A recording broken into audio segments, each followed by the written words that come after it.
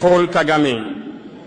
Aujourd'hui, je parle au nom de millions d'Africains qui n'acceptent plus le sang versé et les mensonges répétés.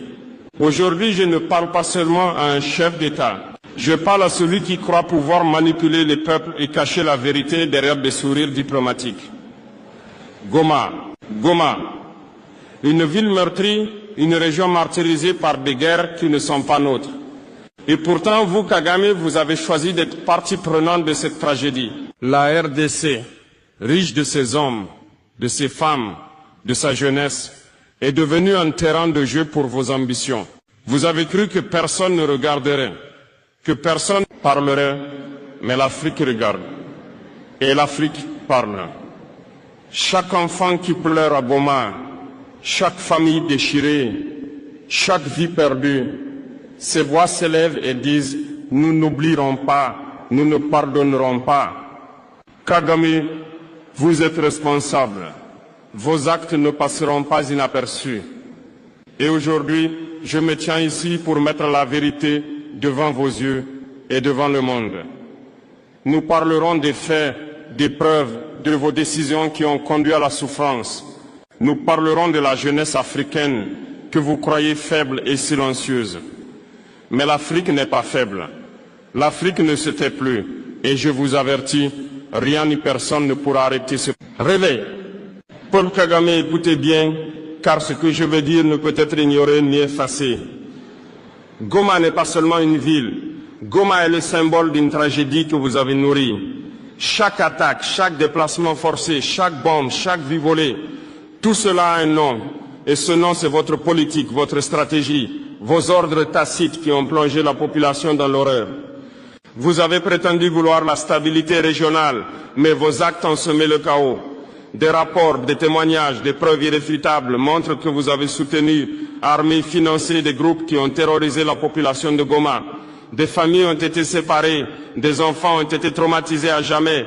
Et tout cela pour quel gain? Pour renforcer votre influence au détriment de la vie humaine.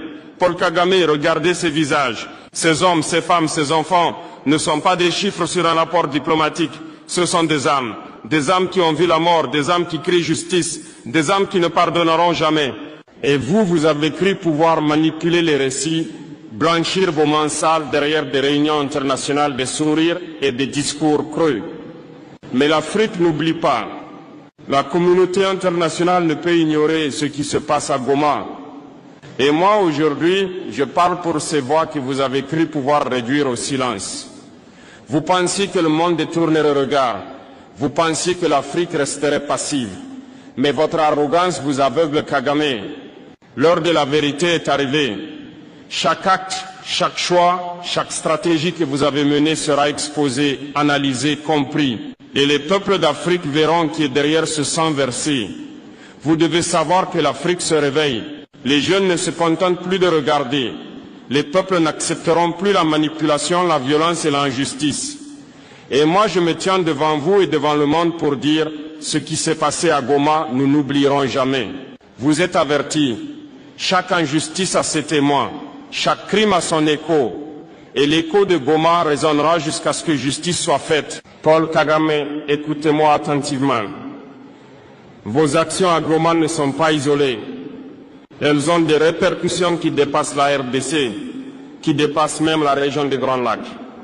Elles menacent l'équilibre de toute l'Afrique centrale et dressent les peuples les uns contre les autres. Comme vous avez choisi de manipuler les conflits à Goma, vous n'avez pas seulement attaqué une ville. Vous avez attaqué la souveraineté de la RDC. Vous avez fragilisé les institutions. Vous avez semé la méfiance entre frères africains.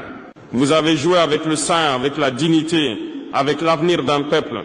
Et vous avez cru que personne ne réagirait. Mais l'Afrique se réveille. L'Afrique refuse d'être le terrain de vos ambitions. Les peuples qui souffrent à Goma, à Bukavu, à Beni, ils sont le reflet de notre force collective. Et nous n'accepterons plus d'être manipulés ni instrumentalisés pour satisfaire vos intérêts personnels ou politiques. Paul Kagame, regardez autour de vous. Les jeunes Africains regardent, analysent et comprennent. Ils savent que l'unité est notre seule arme face à ceux qui cherchent à diviser. L'Afrique doit rester unie, solide et inébranlable. La force de notre continent ne se mesure pas à nos richesses, ni à nos armes, mais à notre unité. Je parle aujourd'hui pour rappeler à tous que l'ingérence étrangère ou régionale, qui se fait sous le couvert de diplomatie ou de prétendue sécurité, ne doit plus être tolérée. Nous devons protéger notre peuple, nos terres et notre dignité. Et je le dis haut et fort, chaque action de manipulation, chaque ingérence qui vise à fragiliser un pays africain sera dénoncée. Nous ferons la lumière sur chaque crime, nous exposerons chaque vérité.